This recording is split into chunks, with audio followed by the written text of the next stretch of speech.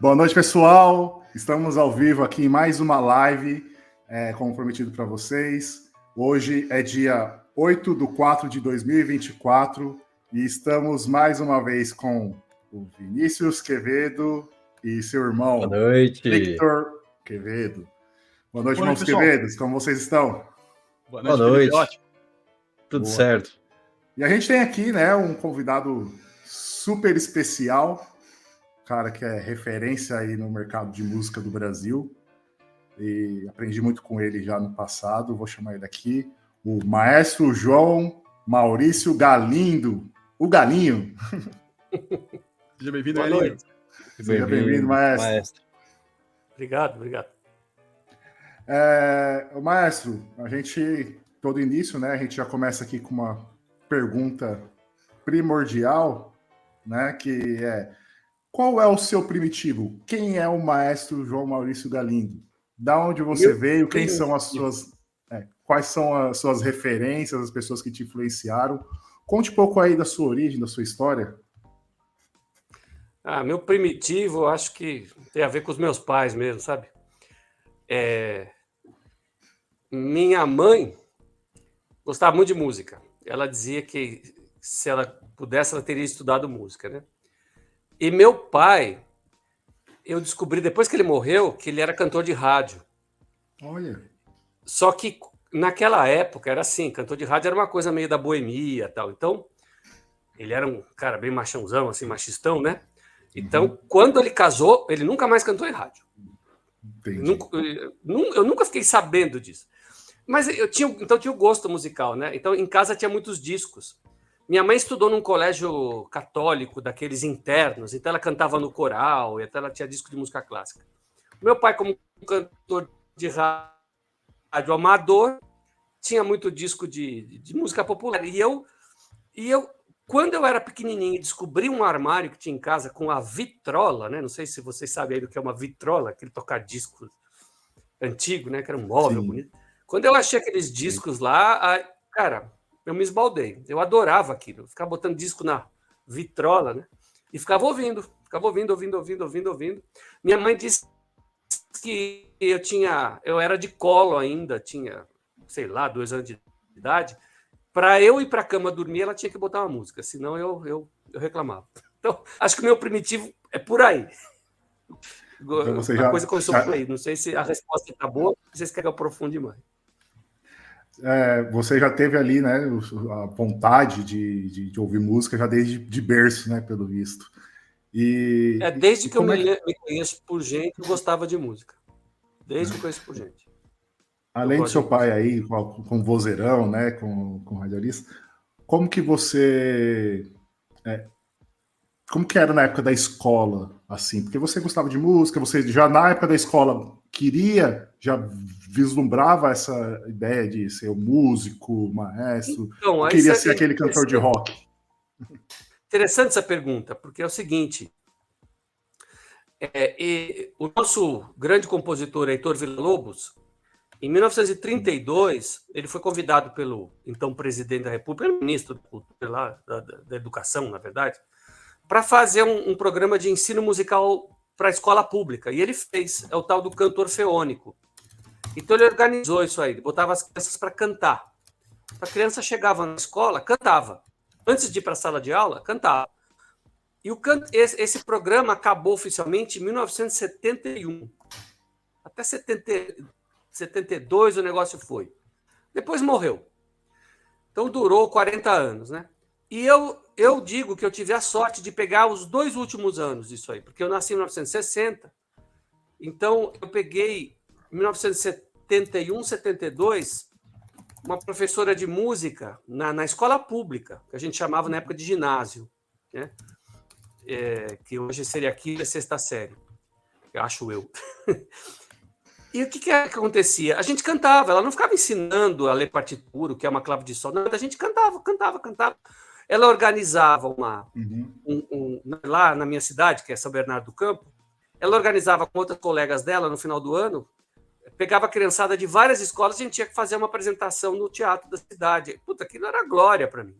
E antes disso, já no curso primário, ou seja, a partir dos 6, 7 anos de idade, ainda por influência do Villa-Lobos, a gente chegava na escola e cantava. A gente ia para o pátio, a gente não ia direto para a sala de aula, não ficava andando. A gente ia para o pátio, ficava todo mundo em fileira, a gente cantava a música do folclore, aquelas peças do folclore que o Villa-Lobos arranjou. Então, isso foi minha musicalização, sabe? A escola, para mim, era também um lugar de fazer música. E eu sei que hoje em dia tem umas amigas que mexem com coral infantil, elas dizem que as crianças hoje têm vergonha de cantar. Elas não gostam de cantar. E a gente adorava, né?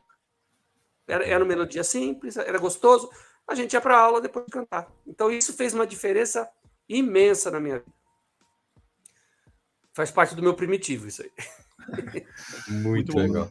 E, maestro, olha só que engraçado você fala, né? A gente pega um paradigma aí, que é as novas gerações chegando aí, a gente tem uma galera toda vergonhosa, então, na hora de soltar a voz e mostrar que de fato sabe fazer, né? Hoje em dia, quando você está desenvolvendo alguém, como que você passa por esse paradigma da pessoa? O que você fala para ela, geralmente? Eu tento mostrar para as pessoas que assim, música é uma coisa boa. Música é uma coisa que deixa a nossa vida mais bacana. Existem várias coisas no mundo para deixar a nossa vida mais bacana, né? Mais prazerosa, para preencher a nossa vida. E eu acho que a primeira mensagem é essa. Música é uma coisa que, se você gosta, vai deixar a sua vida mais bacana. Como você vai fazer essa música? Se você vai cantar, você vai tocar um instrumento, tudo bem, tanto faz. Só que cantar é a forma mais fácil de fazer música. Você não precisa nem aprender a técnica de um instrumento. O instrumento já está dentro da gente, é a nossa garganta. Então, é o jeito mais fácil, mais imediato, mais direto da gente conviver com música, ter um contato com música, é através da voz. Eu tento mostrar isso para as pessoas. Eu acho que isso é fundamental.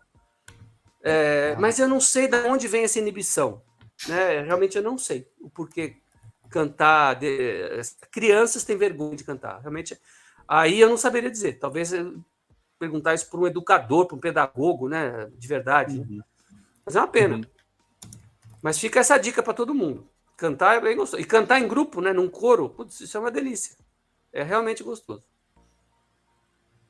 Não, excelente, ficou bem claro aqui para mim, né? Só de ter, no primeiro momento, essas palavras que você disse, né? O quanto que a canção ela é importante, né? Inclusive, bota para fora sentimentos que a gente não imagina, não é verdade? Ah, sim. E maestro, assim, hoje você, como maestro em si, coordena várias pessoas de uma vez só, não é verdade? Por exemplo, você tem imagino que é muito ensaio para poder chegar em alguma coisa que gere uma qualidade, que gere, né? Tem muito trabalho por trás disso daí. E eu queria saber, assim, do senhor, óbvio, quando foi que você decidiu que seria maestro? O que você fala assim, cara, eu acho que agora eu sinto que eu quero ir para um passo maior, eu quero ensinar mais pessoas de uma vez, que é o jeito mais incrível de poder transformar a vida de uma pessoa, fazendo ela se conectar com outras pessoas, né, de forma sinérgica. Mas conta um pouquinho para a gente como que é isso, ser maestro. Na verdade, eu não era um plano, não era o objetivo da minha vida ser maestro, ser regente de uma orquestra. Não era. O que eu queria era aprender a tocar um instrumento. Eu queria saber tocar um instrumento. Então, na infância, eu ouvia tudo quanto é tipo de música. Eu ouvia muita música clássica também. Meus amigos de 10, 11 anos de idade até me achavam meio nerd. Mas eu era uma criança normal. Eu gostava de jogar bola na rua, adorava futebol de botão. Normal, né? Mas eu gostava de ouvir música clássica também, e popular também. E aí, na adolescência, eu virei roqueiro. Aí eu fui estudar... Só que eu peguei um professor de guitarra, que na verdade ele era um jazzista. Então ele tinha um conhecimento musical muito profundo.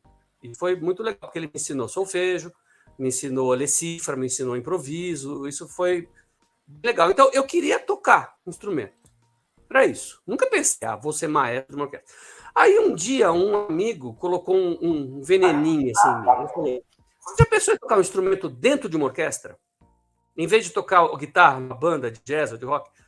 E eu adorava rock, eu via rock progressivo, eu via Led Zeppelin, gostava desse tipo de coisa. Falei, caramba, instrumento de uma orquestra. Aí eu descobri o professor Alberto Jafé, que estava fazendo um sistema de ensino coletivo, ensino em grupo. E eu fui ter aula com ele. Em um ano eu estava tocando viola, que é o violino grande. E aí eu, efetivamente, em um ano e meio, eu entrei numa orquestra. Falei, nossa senhora, o professor era fantástico, grande mestre. Infelizmente não está mais entre nós, né? E aí eu me vi numa orquestra. Caramba, então eu planejava tocar guitarra numa banda de rock ou de jazz, me vi tocando viola numa orquestra. E aí o meu primeiro emprego foi dar aula aonde o meu professor trabalhava. O meu professor foi para os Estados Unidos e contrataram outra equipe lá de professores. Isso era no SESC, numa unidade do SESC que fica em São Paulo, perto do Mackenzie, ali na rua Doutor Villanova, perto ali do Mackenzie, unidade do SESC. E eu fui contratado para ajudar os professores novos. Eu era aluno e era um aluno assim destacado, me contrataram.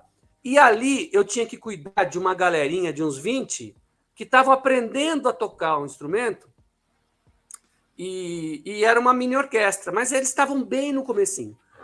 E eu já estava na faculdade de música. Só que na faculdade de música eu queria aprender a ser compositor, eu queria aprender a pegar um papel de música e encher de bolinha, encher de nota. Não pensava em ser maestro. Só que esse grupinho que eu fui obrigado a dirigir, e eu chegava lá, vamos lá, pessoal, 1, 2, 3, 4. Eu não estava pensando em regente, né? Mas aí o negócio foi andando, aí me convidaram para trabalhar com outro grupo aqui, com outro grupo ali, e foi indo, quando eu vi, eu estava regendo uma orquestra de estudantes grande, que era a Sinfônica Jovem do Estado de São Paulo, uma orquestra sinfônica, que está aí até hoje, tem um nível muito bom para uma orquestra de estudantes, né? E foi assim, foi acontecendo.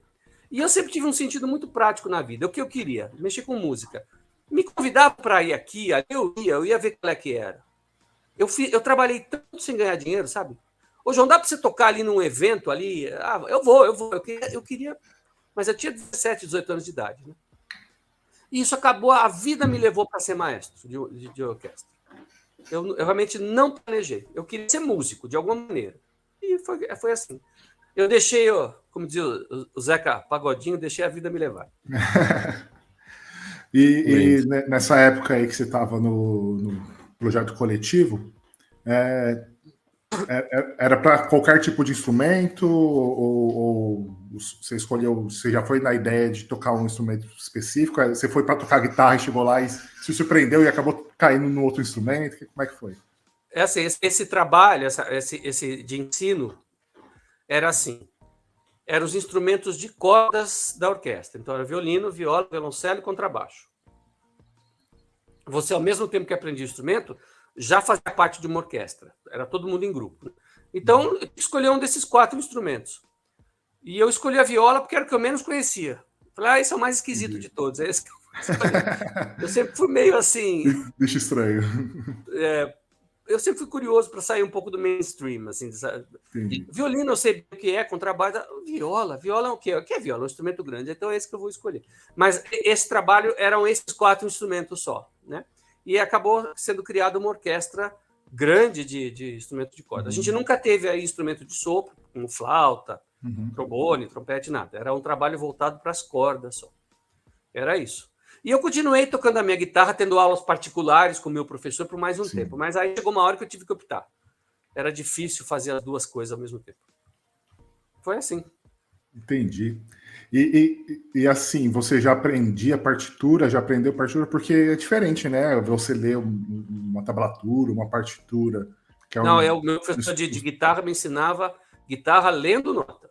Desde a primeira aula, com partitura. Não era tablatura, nem era de ouvido. Então isso foi muito legal. Era lendo nota. Você já teve essa origem já desde do jazz, né? Desde a guitarra. Exatamente. E como é que foi fazer essa transição aí? Porque eu imagino assim, uma partitura da música ali, do instrumento, você está vendo as notas do instrumento. Quando você está na orquestra, você vê as notas de todos os instrumentos quando é maestro, não é isso? Como que é a partitura de maestro? Explica pra gente aí. Então, a partitura do maestro tem todos os instrumentos da orquestra. Então, por exemplo, você está vendo uma orquestra sinfônica, tem um flautista lá, né? Um dos instrumentos que está lá é um flautista. O flautista só tem as notas que ele toca. Aí o violinista só tem as notas que ele toca. Agora o maestro tem as notas que todo mundo toca. Então você pega a partitura do maestro, lá em cima tem a linha que é a flauta, segunda flauta, primeiro oboé, segundo oboé, primeiro clarinete, segundo clarinete, primeiro fagote. Tem um monte de linhas. Então é realmente uma coisa assustadora você ver uma partitura de maestro pela primeira vez.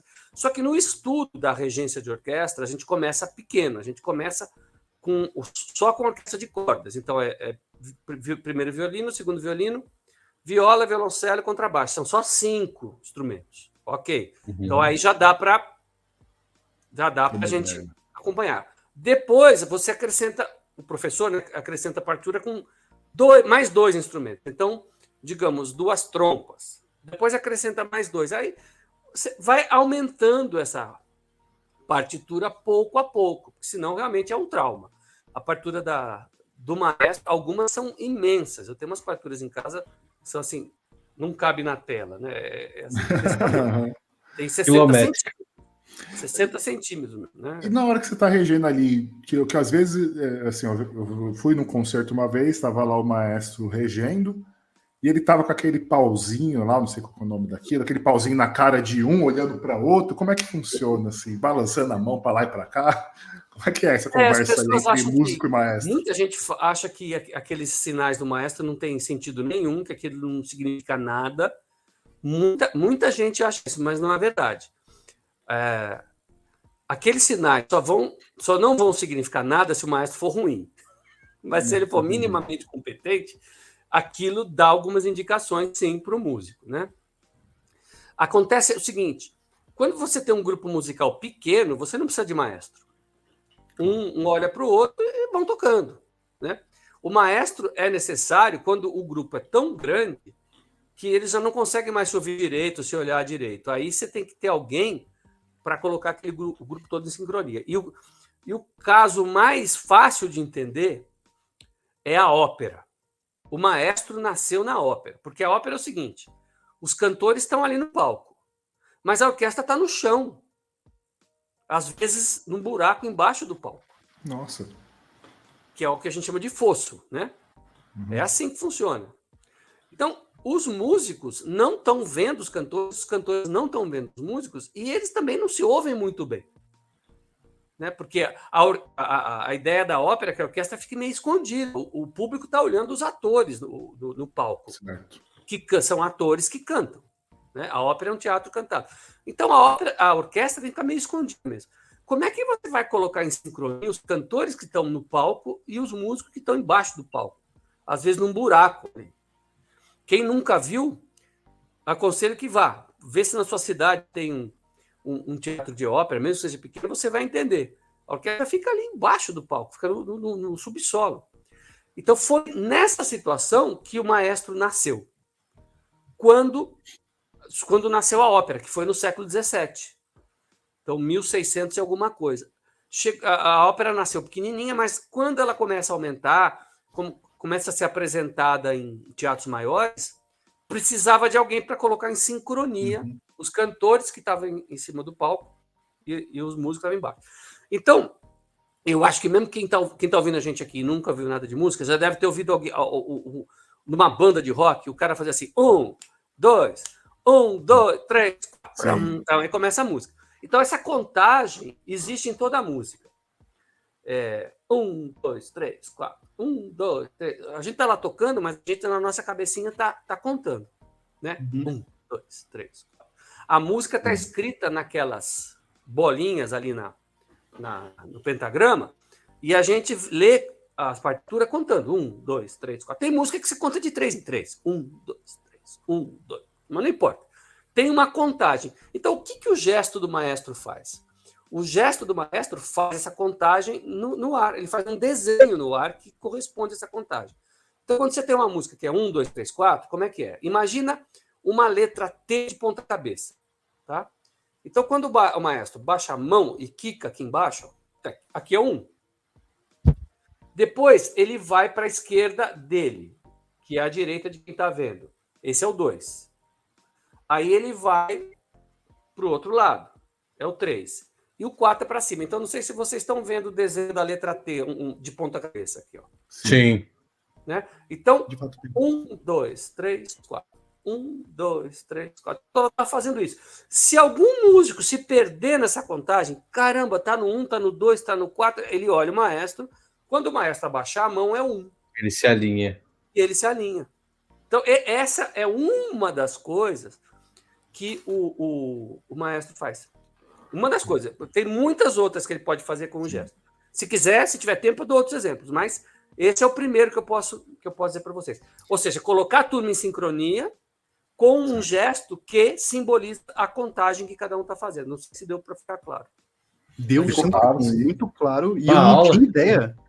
Eu não tinha ideia que quem está ditando a execução, de fato, a gente sempre imaginou, né? Pô, aquela figura que está ali é o maestro, mas não perde-se o compasso por causa da figura dele ali. E óbvio, né, que e no meio tempo, imagino que se acontecia algum erro de composição ali na hora, ele corrige também na hora também, né, maestro? Exatamente. Porque às vezes a orquestra está indo bem, pega uma música que já tocou muitas vezes, então eu estou marcando o gesto lá por precaução, mas eu estou vendo que está todo mundo alinhado.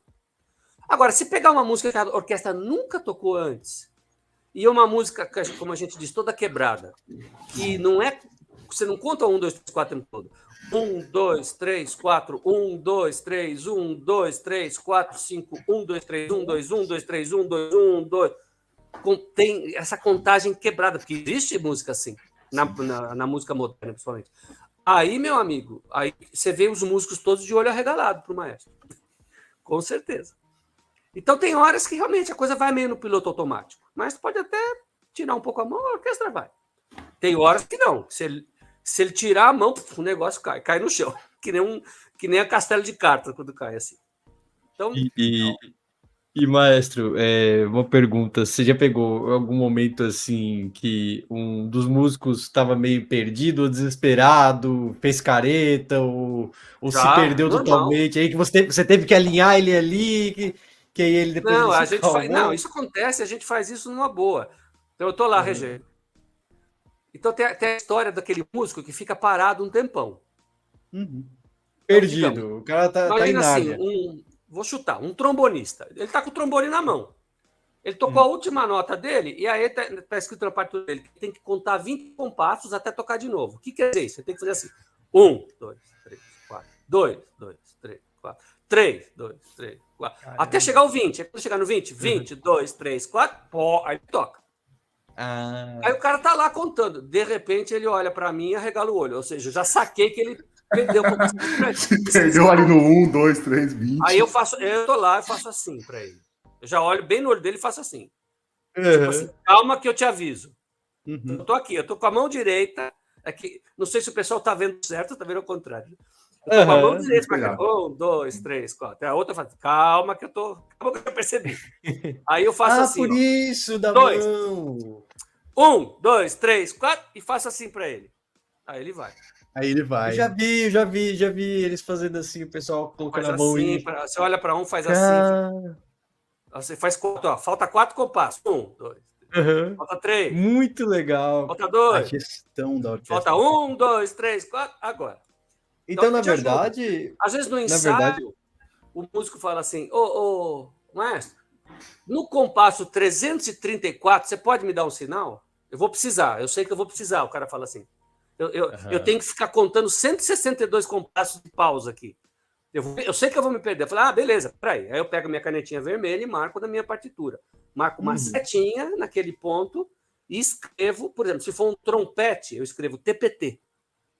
Ou seja, uma setinha em vermelho para o trompete. Se for uma flauta, eu escrevo FL. Uma setinha FL. Entendeu? Então isso a gente combina no ensaio. Muitas vezes o músico pede, mas eu preciso de uma entrada. A gente chama isso de entrada. Dá esse sinal, chama da entrada, é a hora que o músico entra. Então, é uma outra tarefa do músico, que é muito importante. E tem não sei se dá tempo de falar, mas tem a questão artística também. Porque isso é o arroz com feijão, mas tem a questão artística. Então, por exemplo, você pega uma melodia qualquer, né? Sei lá, vou cantarolar aqui uma melodia. Asa Branca. Acho que todo mundo conhece. Quando olhei a terra ardendo. Como é que você... Eu posso dizer para o músico, vamos tocar isso aqui bem melódico. Como é que é isso? Ou eu posso dizer, não, vamos tocar aqui bem rítmico. Pam, pam, pam, pam, pam, pam, pam. São coisas diferentes. O lararara passa uma sensação de doçura, de ternura. Agora, o pam, pam, pam, pam, passa uma sensação de energia, de força. Então, a música é o tempo todo assim. Como é que a gente vai tocar? É mais enérgico? É mais delicado? É mais suave? Esse é o grande trabalho artístico do maestro.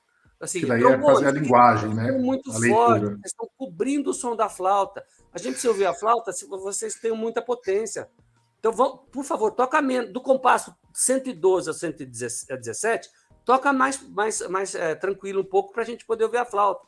E é isso. Esse é o trabalho artístico, de você burilar o som. Imagina um cara fazendo uma estátua em madeira. Ele está burilando, com o buril ali, burilando, né? Fazendo. Esse é o trabalho do ensaio. Esse é o grande trabalho do maestro, que ninguém vê, né? Então era isso. Maestro, Contar isso aí. eu estava me segurando aqui para poder fazer uma pergunta aqui, porque só com um pouco que você dissertou aqui agora, já sabemos o quão desafiador é conseguir nivelar todo mundo. Quanto tempo leva-se para poder ter uma orquestra que você... Um time, né? Que toca de forma harmoniosa. Demora muito tempo? Exige muito treino? Tá. São quantas horas semanais que uma galera tem que se dedicar para poder se tornar, vamos falar assim, uma figura da orquestra? Agora eu tô dentro. Então começa assim. Para o cara entrar numa orquestra, ele já tem que estar musicalmente muito bem preparado. Certo. Né? Então, digamos uma orquestra que já existe. Então, essa orquestra já é uma máquina azeitada, lubrificada. Então, o músico, para entrar, ele tem que estar pronto. Se ele teve uma boa educação musical, ele vai saber o que fazer. Ele vai saber... Está tudo escrito na partitura, e o que eventualmente não está, o maestro fala no ensaio e passa com o gesto dele. Eu esqueci de falar aqui, por exemplo, nesse caso que eu acabei de citar, que tem a ver com a tua pergunta, viu? Esse caso que eu acabei de citar, se é para tocar a melodia mais doce, mais melódica, ou mais incisiva, mais enérgica. Isso muitas vezes você não precisa falar, você faz no gesto. Então, aquele desenho do T de ponta cabeça, que eu acabei de mostrar para vocês, se eu fizer ele assim, ó, eu estou sugerindo para o cara tocar essa melodia delicadamente, com doçura. Agora, se eu fizer o mesmo desenho assim, eu estou sugerindo a ele a tocar com ritmo, dando prioridade ao ritmo. Então, está tudo escrito na partitura. O que não está, o maestro faz com gesto. O que eventualmente a orquestra não entender, ele fala no ensaio. Então, o músico tem que entrar lá rapidinho. Se ele tiver um bom preparo, rapidinho ele se encaixa. E quando e tem um padrão em todo mundo que é mais ou menos assim. A orquestra faz concerto no fim de semana, digamos assim, na sexta-feira ou no sábado. Ela ensaia segunda, terça, quarta e quinta. 4, 5 ensaios são suficientes para você montar um programa. Quando você tem bons músicos, uma orquestra bem profissional, preparada, põe a partitura lá, primeiro ensaio já sai tocando. Os músicos recebem a partitura uma semana antes do primeiro ensaio, porque aí eles tocam em casa, dão uma praticada, já limpam ali o que eles precisam. Quando eles chegam no primeiro ensaio, eles já sabem o fundamental, e aí em 4 ou 5 ensaios a gente monta. É razoavelmente bem rápido. Claro que isso pode variar. Quando é um repertório que a orquestra já tocou muitas vezes, sabe, já está cansada de tocar, 2, 3 ensaios resolve. Às vezes é um repertório muito pesado, muito difícil. Então, os 5 ensaios padrão não dá, a gente precisa ensaiar 2 semanas. Mas o padrãozinho das orquestras, da maioria das orquestras do mundo, que costumam fazer um repertório diferente por semana, esse costuma ser o calendário das orquestras, é esse. Ensaio de segunda a quinta, de segunda a sexta, toca no sábado, toca na sexta-noite, repete no sábado ou repete no domingo de manhã. Não sei se eu respondi. Se falta alguma coisa, me fala aí. E quando a gente pode chamar de orquestra e não de banda? Qual a diferença de uma banda, uma orquestra, uma filarmônica, uma sinfônica? Essa todo mundo me pergunta. Excelente pergunta, Felipe. Banda é muito interessante. Banda só é formada só por instrumentos de sopro. Banda não tem instrumentos de corda. Tem uma exceção. As bandas costumam ter 1 ou 2 contrabaixos, que é para dar uma ajuda à tuba. A tuba e o contrabaixo são instrumentos que tocam na região bem grave, né? Então você pode... Aquela banda que toca no coreto, paradinha, ela pode ter 1 ou 2 contrabaixos para ajudar. Mas tirando essa exceção, é só sopros e percussão. Tá? Quando a gente fala numa orquestra sinfônica, aí tem as cordas também. Violino, viola, violoncelo, contrabaixo. Tá? Essa é a grande diferença.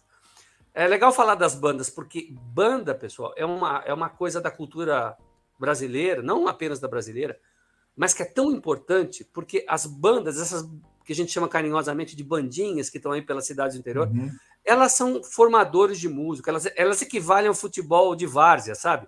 É dali que veio a paixão do povo pelo futebol, aparecem os craques.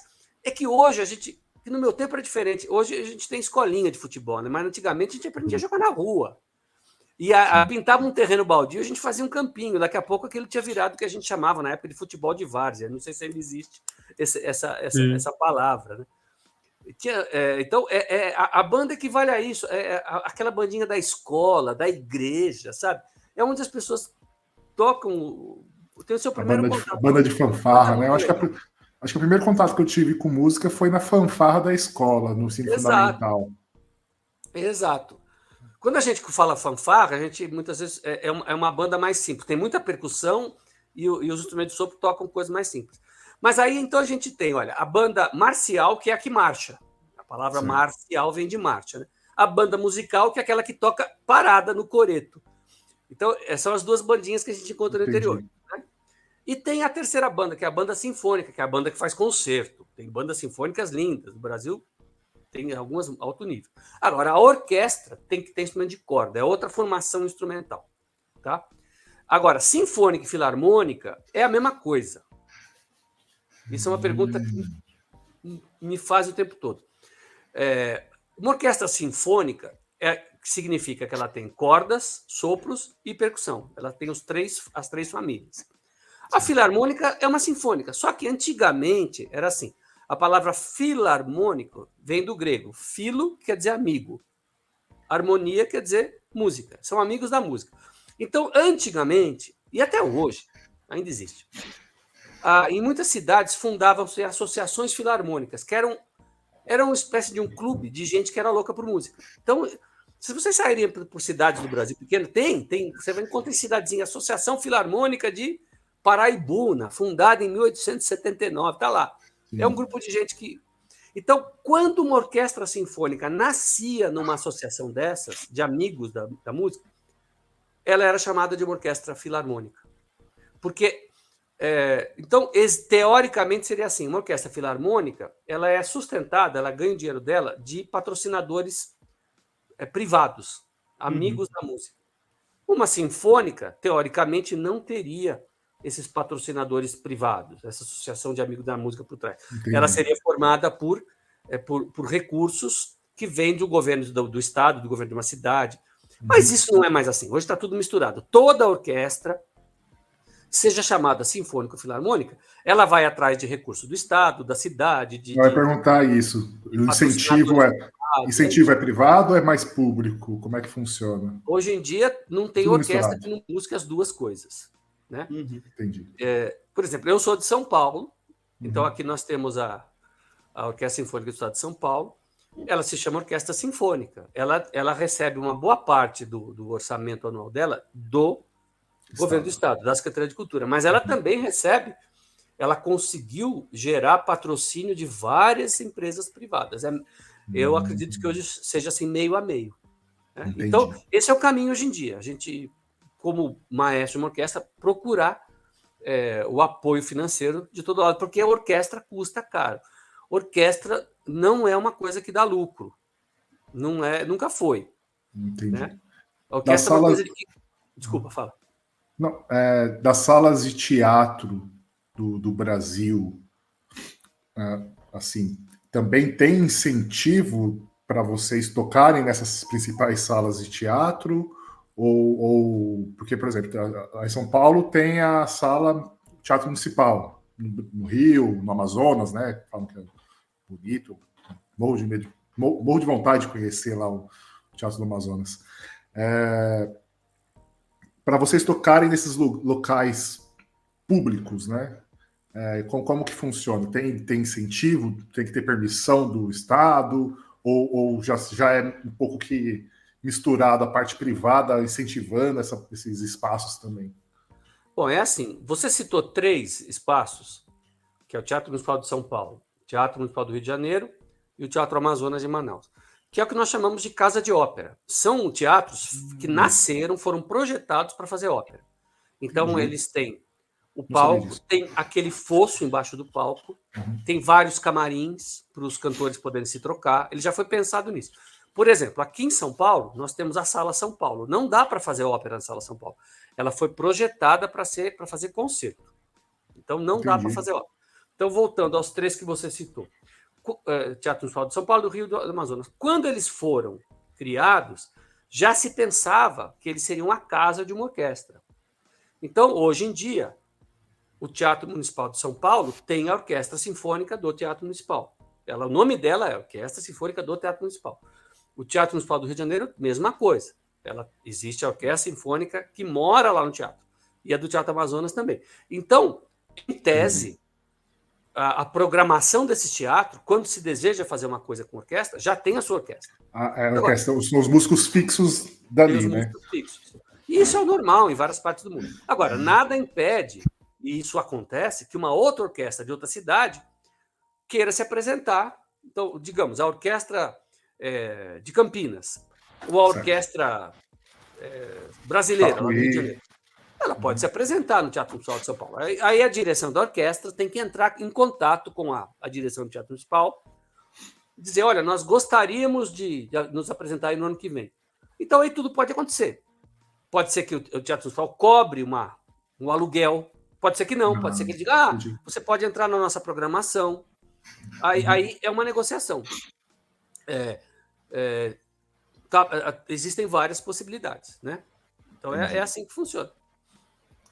E aproveitando aqui, né, que você falou das bandas, da Filarmônica, e a Jazz Sinfônica, igual você colocou aqui, né? Orquestra Brasil Jazz Sinfônica. Onde que ela se encaixa? Ela é um caso muito especial. Ela não se encaixa em lugar nenhum. É uma coisa especial. É bom que você me pergunta, porque é legal, muito legal contar a história. É assim, eu vou contar rapidamente a historinha de como surgiu a ideia de se criar uma orquestra de jazz sinfônica. Antigamente, então, vamos falar anos 30, 40, 50, 60, as rádios no Brasil e em outras partes do mundo também, elas não tinham como apresentar música com disco. Não existia isso. Sim. Hoje em dia, as rádios apresentam a música que ela está lá, é uma playlist que está no computador dela. Né? Mas, durante muito tempo, tudo tinha que ser feito ao vivo. Então, um cantor ou uma cantora ia cantar num programa de rádio, tinha uma orquestra que tocava ao vivo. Era assim, o cantor chegava de manhã na rádio, ia conversar com o maestro da orquestra, o que você vai cantar? Eu vou cantar tal música. Então, eles tinham uma equipe de arranjadores que faziam a partitura na hora, durante a tarde, eles ensaiavam e mandavam bala à noite. Tudo no mesmo dia. Era tudo feito ao vivo, ali na hora. Então, as maiores rádios, as que tinham música, que recebiam os cantores e tudo mais, elas tinham uma orquestra.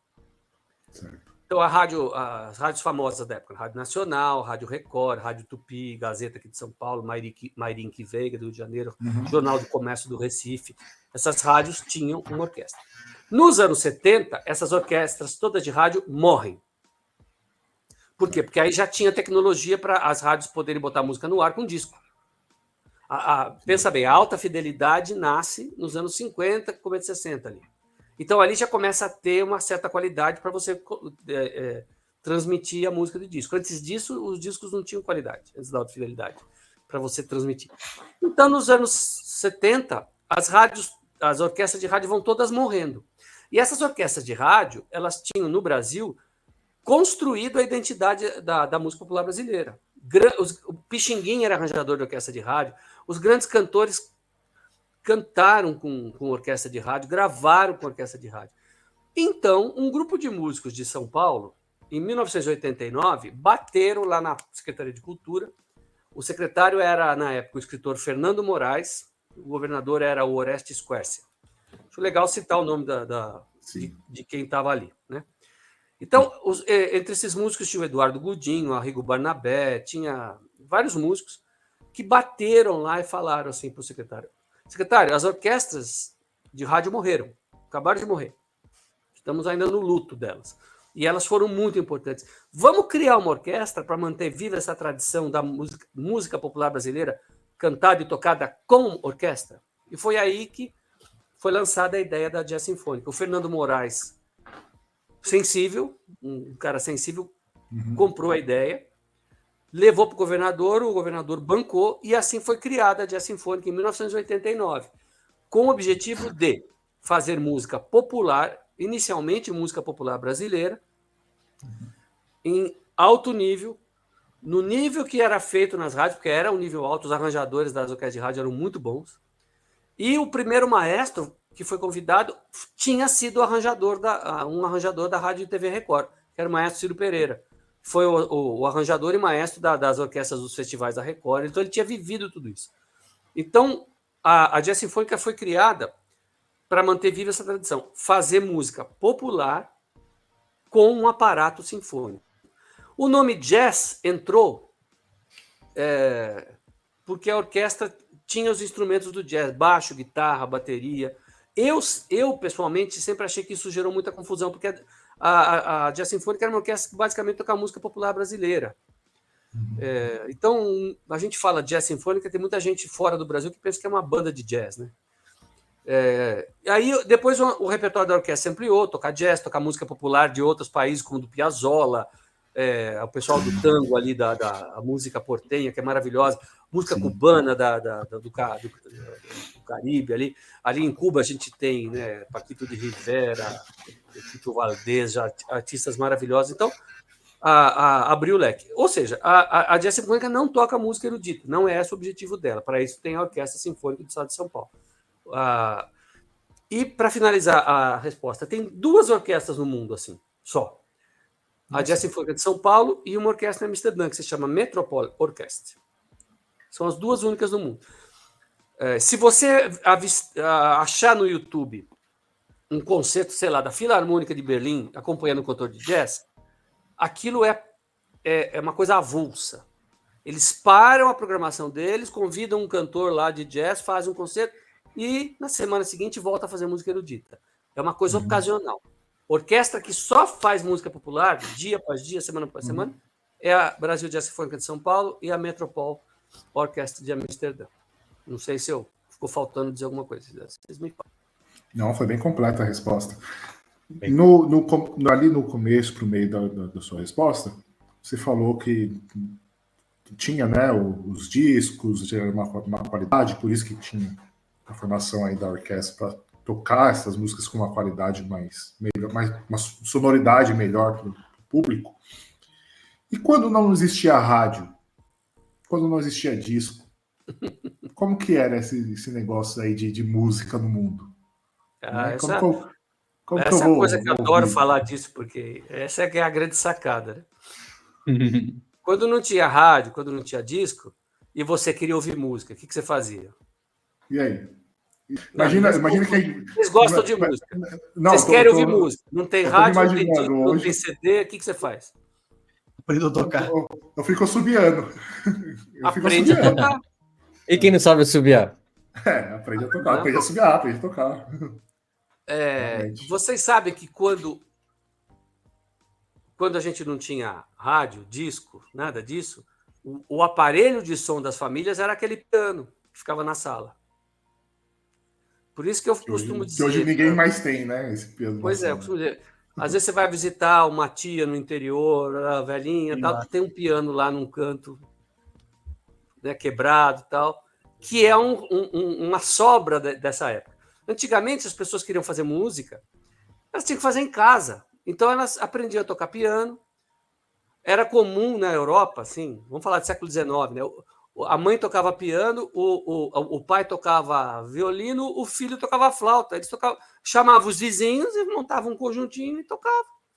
Isso era comum, era assim que se fazia música. Mesmo porque concerto não era todo dia que tinha, não era em qualquer cidade que tinha. Então, esse era o aparelho de som das famílias no passado. Quando surge o rádio, o disco, pouco a pouco as pessoas vão deixando de estudar música, vão abandonando os instrumentos e passam a ter uma relação mais passiva com a música, que é sentar e ouvir um disco. Então, mudou muito, né? Por isso que o pessoal mais antigo, que era obrigado a aprender a tocar um instrumento para poder ouvir música, eles tinham uma compreensão melhor da linguagem musical. Por isso que, de repente, a música chamada de música clássica ficou difícil. porque ela foi feita para o pessoal que tinha um pouco de compreensão da linguagem. É basicamente isso. Maestro, essa explicação sua me casou uma resposta de uma dúvida que eu tinha. A avó do meu filho, ela tem um piano em casa. E eu sempre me perguntei, por que um piano, né? Agora tá explicado, tá mais claro do que nunca. É porque o acesso à música, a única forma dela antigamente era você ter o piano em casa. O Vinícius viu o piano lá da Complementa quando eu fui lá, maestro, eu perguntei, alguém toca? Não, a gente não toca não. Abandonado. Antigamente. Abandonado. Lindo piano. Não, vocês não imaginam a quantidade de pianos que vieram para o Brasil a partir da chegada do Dom João VI aqui. Olha. Porque o Dom João VI chegou em 1806. E era uma coisa que trazia de lá para cá, não se fabricava no começo, aqui? Sim. Gente, devia ser extremamente caro ter um, então. Era uma coisa de luxo. Mas existiam instrumentos mais baratos, que ainda tinha gente naquela época que tinha cravo, que era um instrumento mais simples de fazer. E os pianos daquela época não eram como esses pianos que a gente vê hoje, aquele móvel gigantesco, piano de cauda. Eram menores, eram mais simples, pareciam com um cravo, não eram tão pesados. Pouco a pouco, e por que eu falei de Dom João VI? Porque quando a corte portuguesa veio para o Brasil, Dom João VI era louco por música. E a corte de Lisboa adorava música, e se fazia muita música. Ele trouxe a orquestra. Ele trouxe a orquestra que tinha lá, que fazia concerto no Palácio. Essa foi a primeira orquestra a se instalar no Brasil? Foi a primeira orquestra a se instalar. Olha orquestra. Que legal.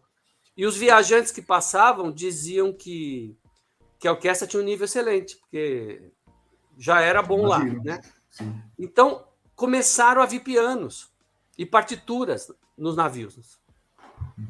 E alguns musicólogos fizeram um registro. A quantidade de piano que entrou no Brasil, né, durante essas décadas seguintes foi uma coisa absurda. O piano era realmente um dos... Porque não é nem assim, se você... Eu fiz a pergunta para você. Você mora numa cidade na Europa em 1860. Você quer ouvir música. Como é que você faz? Eu tenho que tocar música. Eu vou aumentar a pergunta. Vou ampliar a pergunta. Você mora numa cidade europeia em 1860, mas não é uma capital. Digamos que vamos escolher um país, França, mas não é em Paris que você mora. Você mora numa cidade um pouco menor. Meu velho, o que você vai no inverno? O que você vai fazer à noite na sua casa, sem luz elétrica? Quais são os seus passatempos? Primeiro, fazer filho. Segundo... É a primeira coisa. Tirando esse, só tem mais dois. A segunda Você vai fazer música? Ou você vai ler um livro. É verdade. Eram os passatempos que tinha. Por isso que a literatura avançou muito nessa época. A música clássica sempre andou de mão dada com a literatura. E hoje em dia, ao mesmo tempo que os pianos estão saindo de cena, os livros também estão saindo. Livro não é mais passatempo para a maioria das pessoas como era. Então, e a música clássica surgiu nesse ambiente, né? Por isso que hoje ela é realmente uma coisa velha, entre aspas. Por isso que a gente... então, vou substituir o velho por antigo, que fica mais digno. Só que ela é uma maravilha. Só que a gente, para chegar nela, tem que meio que se transportar para aquela época. Tem que dar uma limpada assim na teia de aranha. Se limpou, aí você fala, que negócio bonito. Mas é natural que a gente hoje, quem nunca ouviu uma música clássica, vai ouvir, vai estranhar, vai achar muito longa, muito complicada. E é engraçado, né? Que para outro grupo de gente, para outra situação, outra cultura. É engraçado, eu estou num ambiente onde, através de um comando de voz, se eu quiser ouvir Beethoven, eu começo a ouvir. Eu pedi aqui para o meu aparelhinho aqui que ele vai começar a tocar para mim. Hoje está fácil para burro, né? Hoje está fácil para... Exatamente. Para burro. E se eu quiser ouvir uma música antiga? Calma aí, Vini. Eu vou deixar você perguntar, desculpa. Mas... E naquela época, as pessoas conheciam, por exemplo, Beethoven? Você falou 1800 aí, esses caras eu acho que já tinham passado já. Então, olha... São músicas que eu gosto de ouvir, às vezes, para trabalhar aqui. Você está dizendo que você conheceu Beethoven e Bach aqui no Brasil? Não, assim, lá na Europa, igual você desenhou aí, antigamente, né, eu queria ouvir um Beethoven. Eu não tinha instrumento, não tinha um rádio, não tinha nada. Eu lá ia aprender a tocar, mas eu conhecia esses caras? Eu tinha acesso? Então, a coisa se disseminava como? Através das partituras. como a disseminação. Então, Beethoven compunha lá umas músicas para piano. Ele morava em Viena. Viena era uma grande cidade. Como existiam pessoas que estavam comprando piano para tocar em casa, então, não só Beethoven, como qualquer compositor da época, o que fazia para ganhar dinheiro? Compunha música pensando nesse público que ia comprar a partitura, que ia na loja de música e falava: o que tem de novidade aí? Ah, aquele maluco lá de Viena, o Beethoven, aquele doido, mandou mais 3 sonatas aqui. Você quer gravar alguma? Ah, vou levar uma para ver como é que é. Era assim, o cara ia na loja de música, comprava a partitura para tocar em casa. Esse era o aparelho de som dele. Então a música se disseminava através dos editores de partitura. Isso foi um negócio que no começo do século XIX bombou. Era novidade ainda. O cara, muitos músicos deixaram de ser músicos para montar a editora. Eles já conheciam vários compositores de várias cidades. Falaram: não, eu vou entrar em contato, mandar uma carta. Era tudo por carta. Olha, aqui quem está falando é o Peters. Eu moro aqui em, sei lá, que cidade da Alemanha. Mandava carta para o Beethoven. Gostaria de que você mandasse alguma coisa aqui para a minha casa editar. Aí o Beethoven mandava outra carta. Mas quando você me paga? Eu pago tanto. Sabe, ficava trocando carta. Até que chegava num acordo, ele mandava as partituras. O cara imprimia e mandava um dinheiro para o Beethoven. Depois de 2 meses. Autoral, né? A partir do momento que o editor comprou, ele pode vender quantas cópias ele quiser. Então funcionava assim, através das partituras editadas e que circulavam pela Europa. Circulavam. Parece uma coisa arcaica para a gente hoje, mas funcionava, cara. Funcionava. Então esses nomes todos de compositores se tornavam conhecidos através do trabalho das editoras e das carruagens e navios que levavam, e depois, já em 1850, já tinha trem, a trem levava essas partituras para os conservatórios, para as lojas de música, e aqui no Brasil não foi diferente. Aqui também foi um pouco de atraso, mas também foi assim. Hoje em dia, as editoras de música são poucas, porque tem muita pirataria. Você entra em site aqui na internet, baixa a partitura, os caras baixam a partitura, tem site cheio de partitura. Então, hoje, você ganhar dinheiro como um editor de partitura é bem mais difícil. Por isso que esse mercado diminuiu também. Sim. E maestro, uma dúvida rápida. É por isso que antigamente, como o senhor falou que tinha... todo mundo tinha piano, né? Era o hobby. Nos filmes antigos, né? Pelo menos os que eu assisti, ou quando eles queriam simular uma cena antiga, nesses bordéis, nos bares, em lugares de evento, sempre tinha um pianista tocando? Sempre. Era o som deles. Os mais chiques podiam ter até um conjunto. Podia ter, os lugares mais chiques podiam ter um grupo de músicos. Né? Podia ter 3 violinos, um acordeon. Acordeon é um instrumento muito popular no século XIX. Um acordeon, um flautista. Podia ter também. Agora, se fosse um lugar mais pobrinho, era só um pianinho. E hoje em dia, se eu quiser aprender de partitura para tocar a minha música, eu não quero mais saber da Alexa aqui tocando música para mim. Eu quero que eu fazer a minha própria música. Agora me interessei nisso daí. Como é que eu faço, o maestro, para me aproximar da música? Quando você diz fazer minha própria música, compor minha própria música ou tocar minha própria música? Só para entender. Eu vou começar tocando, né? Eu não tenho nem capaz de tocar ainda, eu não consigo compor. Olha, hoje, por incrível que pareça, a gente tem um monte de lugares ensinando você a tocar um instrumento através de partitura. Então, você já deve ter ouvido falar desses muitos projetos sociais que existem já há algumas décadas no Brasil. Isso começou na década de 90. Já em 80 já tinha... O meu grande professor, Alberto Jafé, começou isso em 1975. Ele foi pioneiro no Brasil. Mas tem vários projetos... eu não gosto de chamar de projetos, porque são programas de ensino que funcionam plenamente. É o João Carlos Martins, né, que é o mais conhecido, que tem mídia, tudo em cima dele. Mas tem vários. Conhecido. Por exemplo, você tem o projeto lá de Heliópolis. Sim. Que tem uma orquestra sinfônica. E a galera de lá estuda instrumento, sabe ler música e tudo. Você tem um outro programa aqui em São Paulo, que é o Projeto Guri, que foi criado pela Secretaria de Cultura do Estado de São Paulo em 1990 e pouco. Está funcionando até hoje. E você tem muitos outros. Em Barueri, eu conheço o secretário de Cultura lá, eles têm oficinas culturais que ensinam um instrumento para a galera aprendendo a ler música. Então, isso... Veja, eu estou falando de Barueri, a Secretaria de Cultura da cidade, Secretaria de Cultura de São Paulo, Projeto Guri. O projeto Bacarelli é um projeto privado, que consegue recursos financeiros da iniciativa privada. Você tem muitos projetos desses. São Paulo tem uma escola, a Secretaria de Cultura tem uma escola de música gratuita, a EMESP, Escola de Música do Estado de São Paulo. A Prefeitura de São Paulo tem uma escola de música gratuita, Escola Municipal de Música. Tem outras por aí. A gente tem em Tatuí o Conservatório de Tatuí.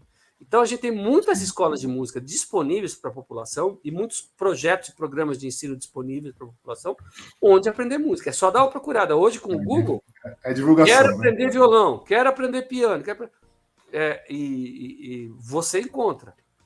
Esse é um lado legal. Esse é um lado legal. A gente está tirando um atraso aí, porque tem uma galera, principalmente adolescente, quando cisma... Eu sempre gostei de trabalhar com adolescente. Eu dei aula para adolescente durante muitos anos. O adolescente, quando ele se apaixona por uma coisa, você dá aula para um adolescente que está louco para aprender, sei lá, tocar flauta, porque ele está apaixonado por flauta, é uma maravilha, porque o cara se entrega mesmo. O cara se entrega, é uma delícia. Não é só curiosidade, né? Enquanto um adolescente sem paixão, o cara está doente. Ele tem que estar apaixonado por alguma coisa. Ou é por esporte, por teatro, por música... Sei lá, ou ele está vidrado em alguma coisa, ou ele está doente. Então, esses projetos, esses programas de ensino, tem muitos alunos adolescentes que estão aprendendo a curtir música e música sem assim, música de todo tipo. Música de todo tipo. Essa é a grande dica que eu dou. Você entra no YouTube hoje, se você quiser ouvir música de uma tribo da Indonésia, você ouve. Se você quiser música do coração da África, tocado com instrumento, com balafongo misturado com calimba, você encontra. Se você quiser ouvir música de um coral da Bulgária, você encontra. Então, esse é o lado legal hoje em dia, que a internet... Você é capaz de ouvir qualquer música de qualquer lugar do mundo. É engraçado. Muito legal. É engraçado que você falou isso, né, de ouvir música de qualquer lugar do mundo. As músicas que eu mais gosto de ouvir hoje é pop italiano. Só que eu só fui descobrir o pop italiano quando eu fui na Itália. Que daí eu ouvi música diferente. Eu ouvi uma música diferente, estava lá comprando uma touca lá na lojinha. Nossa, que música legal, cara. Que interessante. O mundo musical está aí para ser descoberto. O meu grande professor, que eu já citei aqui várias vezes, ele falava assim: a música é um tesouro criado pela humanidade. A humanidade já fez muita burrada, já fez muita coisa ruim, mas a música é uma das boas coisas.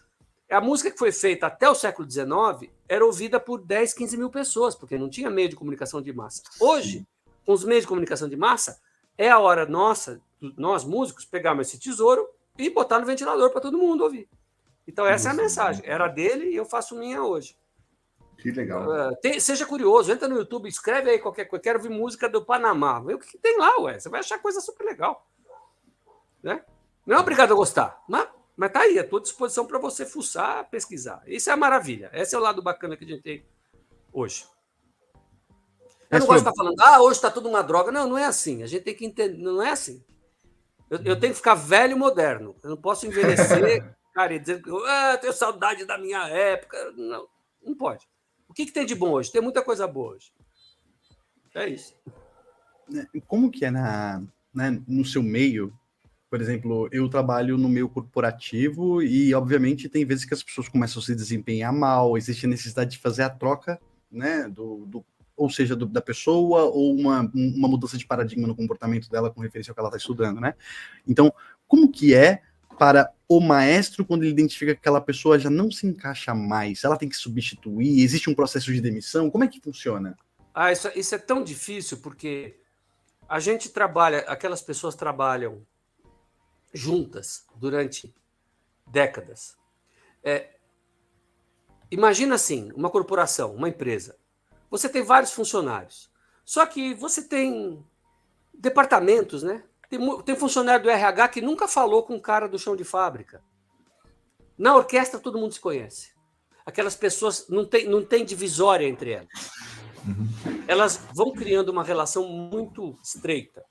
E elas se ajudam surgem muito, grandes então. amizades e grandes inimizades também dentro de uma orquestra. Então, a relação é muito tensa, não é fácil. Viram Quando a gente amigos tem mesmo, né? tá com um músico que não está mais Oi. desempenhando, cara, não é fácil. Já aconteceu comigo de o músico chegar para mim, mas preciso falar com você. Diga, professor. A gente tem esse hábito de chamar os músicos de... Os mais velhos a gente chama de professor, né? Eu lembro de um trompetista que tinha na Jazz Sinfônica. Ele já estava com 80 anos de idade. Ele chegou para mim, mas preciso falar com o senhor. Era engraçado ele me chamar de senhor. Eu tinha 40, ele tinha 80. Estou saindo da orquestra. Já cheguei no meu limite. Já não estou tocando bem mais. Eu falei, não, o senhor está tocando bem. Não, não estou. Já toquei muito melhor. Está na hora de eu sair. Então, vou dizer que eu vou pedir minha demissão. Eu falei, mas está tudo bem financeiramente? Tá. Eu sempre na minha vida soube me cuidar. Tenho a minha casa, vou me aposentar. Tá tudo bem, professor? Eu gostava muito dele. Por sinal, ele era italiano. Fui embora. Teve um outro violinista que ele sentava na primeira posição. Um dia ele chegou para o maestro e falou, eu vou sentar lá no fundo, porque não estou tocando bem mais. Foi sentar no fundo. Depois de 2 anos, chegou, estou saindo, já não estou dando.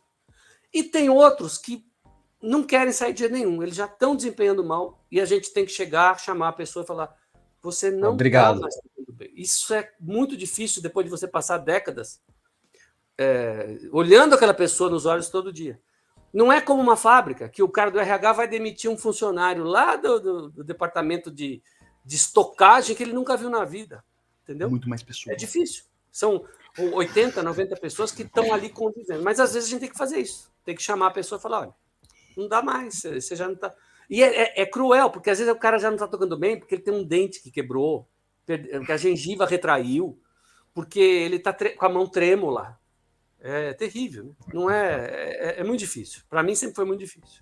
Eu nunca tive prazer em demitir músico, nenhum, de jeito nenhum. Toda profissão tem um pouco disso, né? Tem os benefícios e os malefícios, né, maestro? E eu queria até perguntar também aqui, né? Como que as pessoas te encontram, maestro? Como que as pessoas fazem para conseguir conhecer um pouquinho de você ou entrar em contato com você? Existe algum local que seja disponível suas informações? Olha, acho que o mais fácil é assim. Eu tenho um Instagram. No meu perfil tem um link. Clicando naquele link, vai abrir o Linktree, né? Ali tem um monte de canais onde eu estou aí passando conteúdo musical gratuitamente. Eu tenho 2 podcasts, tenho um site, tenho um Instagram, tenho um canal no YouTube que está meio parado, mas eu vou reanimar. Está tudo naquele Linktree. Eu vou compartilhar aqui o site, né? O Pergunte ao Maestro, onde... Deixa eu só pegar aqui, cadê o site? Deixa eu pegar aqui, Pergunte ao Maestro. Esse site aqui. Pergunteaomaestro.com.br. Bacana. Esse site, se você quiser, você entra nele, manda uma mensagem para mim, fala, eu queria os outros links de todas as suas redes sociais. Eu mando. Ou então pega no meu Instagram, que é Maestro João Maurício Galinho. Ele pode deixar mensagem ali para o senhor também, né, maestro? Pode, claro. Eu tento Tem responder até aqui uma dica de leitura, né? Um livro feito pelo senhor. Esse é um livro que eu escrevi em 2019. Eu recebi um convite, porque 2020 foi o centenário do Beethoven, né? Sim. Quanto foi? 250 anos, o nascimento dele. Então, o Jaime Pinsky, professor Jaime Pinsky, diretor proprietário da editora Contexto de São Paulo, pediu para eu escrever um livro sobre Beethoven nessa linguagem do meu programa de rádio, que não assusta, uma linguagem amigável, né? E eu fiz e eu acho que ficou legal, tá aí. Esse link aí leva para a Amazon. A pessoa, se quiser adquirir o livro, compra na Amazon, não é caro. Tem uma versão Kindle, que é mais barata aí. E uma pechincha, hein, maestro? Eu queria falar. Eu sei lá, uma pechincha, muito bom. Uma pechincha o preço. Eu não sei, não sou eu que defino o preço, é a editora, é barato, não deve ser nada de caro. Muito bom. E aqui, né, você falou da rádio, tá escrito aí da Rádio Cultura, se você quiser falar um pouco mais sobre o seu programa na rádio, quando que a gente pode te ouvir na rádio, fala um pouquinho mais sobre esse projeto. Na Rádio Cultura eu tenho 2 programas, um se chama Pergunte ao Maestro, que é o mesmo nome do meu site. E é assim, os ouvintes mandam perguntas. Para que serve aquele pauzinho lá que o maestro usa? Eu respondo. Não tem pergunta idiota. tá? Toda pergunta tá valendo. Boa. E eu respondo por e-mail e gravo na rádio também, né? Então, esse programa dura 2 minutinhos, ele vai ao ar todo dia 10 da manhã e 4 da tarde. Eu entro lá e falo, ô, pessoal, hoje estou respondendo a um e-mail aqui que pergunta como é que Beethoven podia compor se ele era surdo. Muita gente pergunta isso. Ou pergunta qual a diferença entre a orquestra sinfônica e a filarmônica. Também perguntam muito. Aí eu respondo em 1 minuto e meio ali. E é gostoso, o programa tem uma audiência bacana. E tem podcast dele também. Os programas antigos estão todos sendo jogados na plataforma, então já tem dezenas lá de programas. Que legal. E tem um outro programa que se chama Encontro com o Maestro. Esse é um programa que dura 1 hora. Ele vai ao ar, agora eu esqueci, é segunda noite e domingo de manhã, mas eu não esqueci o horário. Mas se você escrever Encontro Domingo com de o manhã, Maestro... às 10 horas da manhã. acho que é às 10, se não sabia se era 10 às 11. E também tem podcast dele. E são programas mais longos, mas é sempre assim, não é uma linguagem para quem já é conhecedor de música. Não é esse o público que eu tento atingir. Claro que se o cara é conhecedor e achar que eu tenho alguma coisa útil para falar, maravilha. Mas eu quero aproximar as pessoas do mundo da música erudita. O mundo da música clássica não pode ser encarado ainda como um bicho de 7 cabeças, uma coisa difícil, não é para mim. A última coisa que a gente quer na vida é isso. A gente quer mostrar que música é gostoso. É bom. Até mesmo que, igual você falou, né? Você iniciou lá jogando bola em São Bernardo. Né? Até chegar a ter o ouvido treinado aí para reger jazz e entender da música clássica é muito importante, né? Assim, tem a sua origem comum, que todo mundo tem, e com treinamento, com ouvindo as explicações, os ensinamentos, você chegou nessa maturidade que você tem hoje com a música.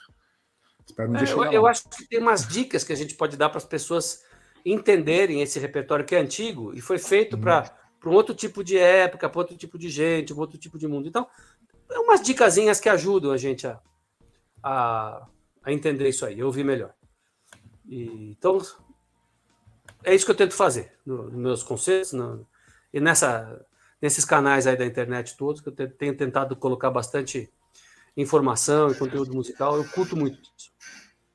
Tem uma pergunta que eu quando o senhor aceitou, fiquei super feliz, né? Minha esposa falou, nossa, que legal, quem é ele? Que eu falei, nossa, ele aceitou. Nossa. Ela, legal, quem é ele? Eu expliquei, né? Quem é o senhor. Essa pergunta que eu sempre quis fazer para um músico profissional, agora eu vou perguntar para o maestro, né? Como que é a festa, assim, uma festa comum de músicos? Porque, igual você falou, né? Os músicos são uma família. Então, se você vai fazer um churrasquinho, você vai chamar os seus amigos músicos. Como que é a festa de um músico? Eu sempre tive essa curiosidade para saber. É igual a todo mundo. O churrasco do músico é igual a todo mundo. A diferença é que churrasco, liga não música. vai tocar música ao vivo. Não vai ter um grupo de samba ali tocando? Não, provavelmente não. A gente já vive com a música o tempo inteiro. Agora, um churrasco de músico é igual de todo mundo. Pô, já participei de vários. Agora, uma coisa que aconteceu muito na minha vida, a gente sempre que saía de um concerto, a gente gostava de ir para algum lugar, tomar uma cerveja, comer alguma coisa junto. Cada concerto tinha uma comemoração. Isso. Agora que eu estou um pouco mais velho, eu já estou com preguiça.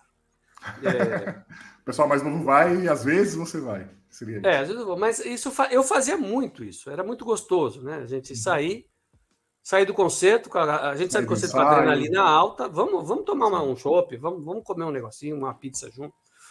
Isso é muito comum do meio musical. Isso é muito comum. Eu ouvi uma vez, eu não sei se é verdade, você pode confirmar para mim, a tensão de um músico, assim, a concentração do músico no palco, assim, a tensão que ele sente, toda a concentração que ele tá ali para tocar na maior precisão possível, né, a música, é o mesmo nível de concentração que um médico cirurgião tem ali na mesa de cirurgia. Olha, é uma verdade eu não sei isso? qual é o nível de concentração de um médico, né, na cirurgia, porque eu nunca fiz uma cirurgia, mas eu posso te dizer que essa frase faz sentido. Não, porque realmente, você pegar uma partitura e começar a ler, sabendo que você não pode errar nada, uma música que muitas vezes dura... Você pega a 9ª Sinfonia de Beethoven, ela dura 70 minutos. É 1h10 de música.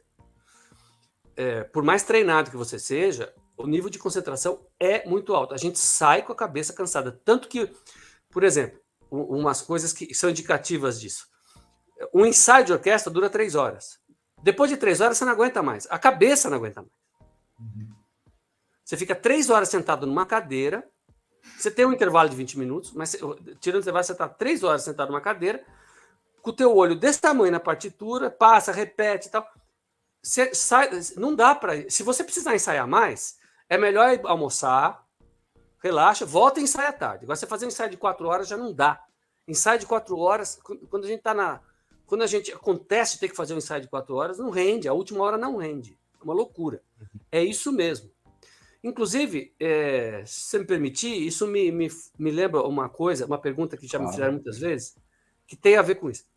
A gente vê uma banda de rock tocando, os caras estão lá curtindo, a gente vê uma orquestra tocando, tá todo mundo sério. E tem partitura, a banda de rock toca sem partitura. Bom, então aí entra essa história de concentração. Primeiro, uma banda. E olha que eu gosto de rock, eu não estou falando mal de rock, hein, pelo amor de Deus. Sim. Às vezes eu falo que eu sou ex-roqueiro, o pessoal fala, não, isso não existe. Ex-roqueiro. Uma banda de rock ensaia, prepara um repertório e sai tocando esse repertório o ano inteiro. Não precisa de partitura. Já decorou. Uma orquestra sinfônica padrão, ela faz um repertório diferente por semana. Como é que você vai decorar? Nossa. Como é que você vai decorar? Então, primeira semana do mês, vamos tocar Nona Sinfonia de Beethoven. Segunda semana do mês, vamos tocar a Sagração da Primavera do Stravinsky, mais um concerto para piano de Prokofiev. Semana seguinte, vamos tocar a ópera Carmen do Bizet sem encenação, no palco mesmo, a ópera inteira. Como é que você vai tocar isso sem partitura? Se você tem partitura, como é que você vai ficar tocando e olhando para cima e dando risada? Você tem que enfiar o olho na partitura. E aquela partitura, você não pode errar nada durante 1h30 que dura o concerto. Então é outro mundo, né? Sem concentração, sem foco, não existe orquestra sinfônica. Não dá. A não ser que você faça o seguinte, uma orquestra que prepara um repertório e sai tocando só aquele repertório. Aí não precisa nem de partitura. Depois de 3, 4 vezes você decorou. Mas isso é inviável. Uma orquestra sinfônica custa caro, aquele público está lá toda semana pagante, que ele quer ir à sala de concertos assistir. Você tem que apresentar um repertório diferente a cada semana para esse público. Né? Então, é assim que funciona. Por isso que o foco e a concentração é absurdo para um músico de orquestra. Você pegou num ponto aí, Felipe. Acertou na veia. Assim. Um ponto maravilhoso que o Felipe colocou. Inclusive, maestro, saiba que todo meio de trabalho hoje em dia aprendeu muito com a disciplina de vocês, aprendeu muito com os processos de vocês. Tudo hoje que a gente faz, em tese, a gente aprendeu com isso. A gente viu isso, entendeu que deveria ter organização, deveria ter uma figura na frente coordenando, liderando uma coisa, ter uma execução bem feita, né? A música, a ópera, a orquestra, que seja, né, ensinou muito para o mundo inteiro. Eu acho que isso está claro para todo mundo, mais do que nunca, depois de escutar o senhor, né? E acho também que é importante já trazer uma perspectiva aonde todo mundo tem que se desenvolver todos os dias, e é importante trazer um maestro aqui para poder ensinar para todo mundo isso que você está falando, justamente pela perspectiva de que todo mundo tem que se desenvolver, evoluir, e não tem que ter medo de meter as caras nas coisas, não. É desse jeito mesmo que as coisas operam, não é mesmo, maestro? E, em geral... Exatamente. A gente vê uma orquestra, aquela máquina, muita gente pergunta, mas como é possível um negócio desse? Cara, é só começar, dar o primeiro passo, dar o segundo, dar o terceiro. E chega, sei lá, o ser humano é capaz de fazer coisas incríveis, né? Sim. E as artes são um bom exemplo do que a gente é capaz de fazer de bom, né? Porque tem muita porcaria, né? Tem muita coisa. O ser humano é capaz de coisas terríveis também. A gente tem que saber filtrar, né? E a música é uma das coisas boas. Em uma orquestra. Eu, aliás, desde criança, eu me fascinei pela a figura da orquestra sinfônica. Eu achava a orquestra o máximo. Então, quando o cara me falou, eu estava com 14 anos, já pensou em tocar numa orquestra? Eu falei, nossa, é isso que eu quero. Para mim, isso era o topo. Era o ápice da profissão. Que legal. Muito bom. A gente vai seguir aqui para o final, o maestro. Eu queria já deixar um convite posterior aí para uma segunda rodada de bate-papo, para a gente explorar mais a sua vida pessoal, falar aí de como que é a vida de um maestro, de um músico fora a orquestra, né? Se você puder falar aí como que é um pouco do seu hobby, das suas... Só agora no final, né, pra gente encerrar. Como que é os seus hobbies, o que você gosta de fazer fora, quando você não está trabalhando, né? Quando não está lá com a cara na partitura, lá, concentrado. Você sabe que a profissão de música não é fácil, porque quando eu comecei eu estava estudando, aí quando começaram a aparecer oportunidades de trabalhar, como eu falei agora há pouco, eu ia, e músico não tem sábado, não tem domingo, não tem feriado. Exatamente. A gente se acostuma a trabalhar quando tá todo mundo folgando. E eu queria ter oportunidades, com 19 anos de idade, eu ia de graça, eu não cobrava nada, eu não pedia nada, até que aos poucos eu comecei a receber alguma remuneração por isso. Claro. Então chegou num ponto na minha vida que eu só fazia música. E eu vi muitos colegas que só chegaram nesse ponto. Pô, não faço mais nada. Né? Não faço mais nada. Né? Então, o dia que eu percebi isso, o hobby que eu arrumei, por causa de alguns amigos músicos também, foi vinho. Me convidaram para entrar numa confraria. Assim. Que história é essa confraria? Então a gente foi num restaurante, cada um levou uma garrafa e começou a discutir. Esse vinho é francês, esse vinho é tal região. Eu falei, pô, mas que negócio louco. Aí comprei um livro e comecei a ler. E eu comecei a ter o meu primeiro hobby, assim, que era não simplesmente beber o vinho, mas estudar, ler, saber. Mais ou menos o que eu faço com relação à música, oferecendo informação para as pessoas. Eu fui atrás de quem tinha informação para me oferecer sobre vinho. O vinho é uma arte e tem um mundo atrás dele, né? O bebedor de vinho não bebe para ficar bêbado, ele bebe para degustar, né? A gente bebe pouco. Então, esse foi meu primeiro hobby, digamos assim. E legal. Uma outra coisa que eu sempre adorei fazer foi viajar. Eu e a minha mulher, a gente compartilha, graças a Deus, esse hobby. Então, eu gastei muito dinheiro viajando para vários lugares e não me arrependo, né? Então, eu diria que hoje são meus hobbies principais.